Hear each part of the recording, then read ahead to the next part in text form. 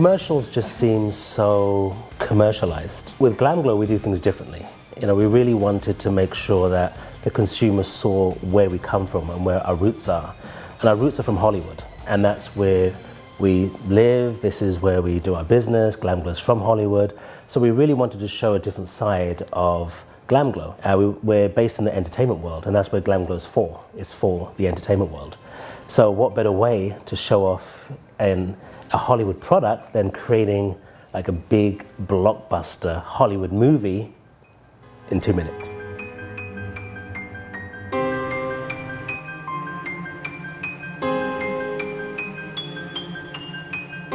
And we also wanted to do something different for the skincare world. So, you know, skincare companies typically do commercials. But again, you know, we're from Hollywood, we wanted something different. And our mission statement is sexy, innovative, and fun. So we combine those three things into these little mini movies that are just turning into these amazing successes.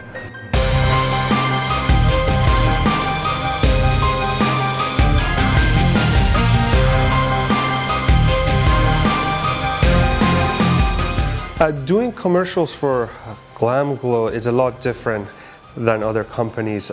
It's not your typical 30-second beauty commercial that you see on TV. They're fun action mini movies, and that's what I love doing all these commercials. It's fun from pre-production all the way to post-production. It is a blockbuster movie in like 2 minutes.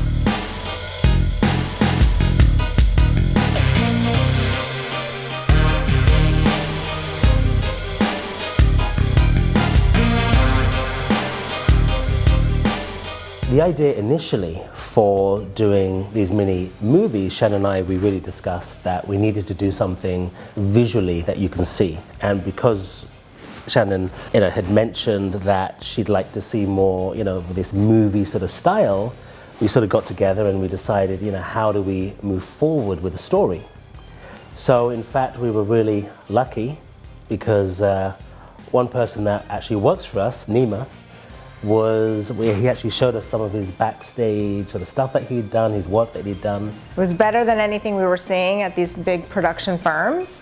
And why not do it with somebody in-house that knows us, that knows our brand, that's passionate, instead of just looking at it as, you know, dollars in their pocket. So now in terms of the story, how we come up with the story, we actually look at the product. We look at the product, what it is the product is providing in terms of its benefits, and how can we create a story that creates desire, that really is different. And we really got with Nima and we sat down and we said, this is our vision for a story, what do you think? And then Nima went away and sort of looked at it and finessed it, and then together we sort of come up with the final storyline. The Bright Mud commercial, now that was the very first one that we did. That brought a little tear to my eye, I have to say. It was pretty... A tear? Well, it wasn't a tear. An actor pretty tear. Sexy. An actor tear. Yeah, no, it was amazing. We actually watched it for the first time and our mouths just dropped. We were amazed. It was like a Super Bowl commercial. It was that good. It's fantastic. With Bright Mud, we did several visual effects. The first one was a wristwatch digital display where the actor was able to break into the safe and take the product. And then in that same shot, we did a force field on the door. Thirsty Mud, we said, you know, was it your idea? I think it was Shannon's idea. Yeah, well, she has all the good ideas. Let's do it in the desert. I think the desert would be a great thing. And I thought, desert? That's not going to be fun. Desert, you're dehydrated, you're thirsty. It's perfect for Thirsty Mud. So then we gave that idea to Nima, and he came up with the whole storyboard, and we said, fine, let's do it. With Thirsty Mud, Nima had kind of a high concept idea. He wanted to do a mini movie, and he wanted to have helicopters and be in the desert. And we kind of collaborated on how he would do the actual helicopter. We actually went to a hangar in Van Nuys and filmed a real helicopter on green screen. Then I was tasked with putting the reflections of the sky in and replacing the background with aerial shots that Nima had got before. I also had to add a completely three-dimensional model of a helicopter that was flying through the shots for the wide shots. And that was a task because I had to model it and composite it in as well.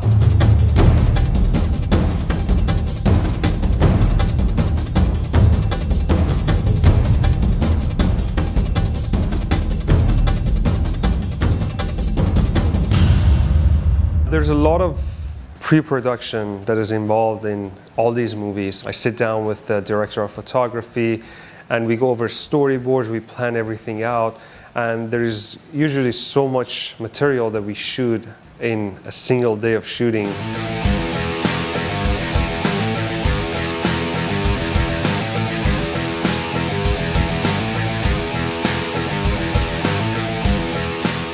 I've always wanted to see something in the future.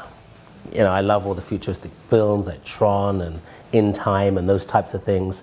So Shannon agreed. She said, yep, let's do a futuristic one. Nima said, let's close down a couple of streets downtown Los Angeles, and it sounded expensive. I need cranes. I need people flying over cars. What else do we need? You need police cars, skidding around corners. Oh, and then I need CGI. I need all these CGI in the movies, and it's going to take like 40 people to make it. Right. Okay, let's do it.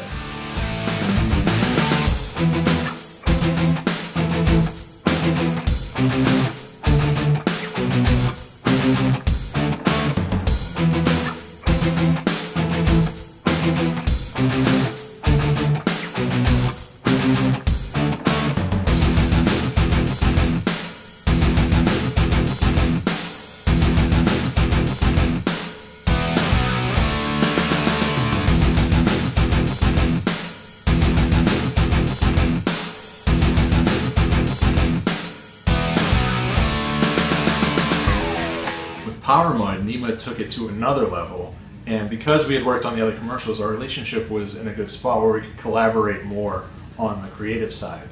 And his vision was The Matrix meets Blade Runner, and then it was my job to fill that world with the future.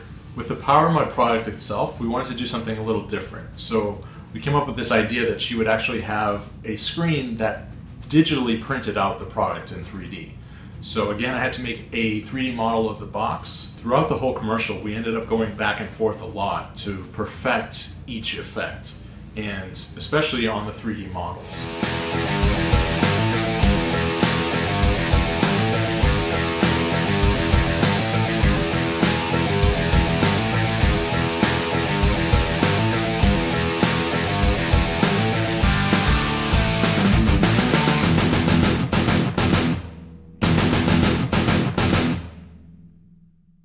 Nima's been able to create a very high-end looking budgeted mini movie, spending a reasonable amount. For us, it's about creating a brand experience. It's about bringing people into the world of Glamland. And Glamland is this magical place where anything can happen.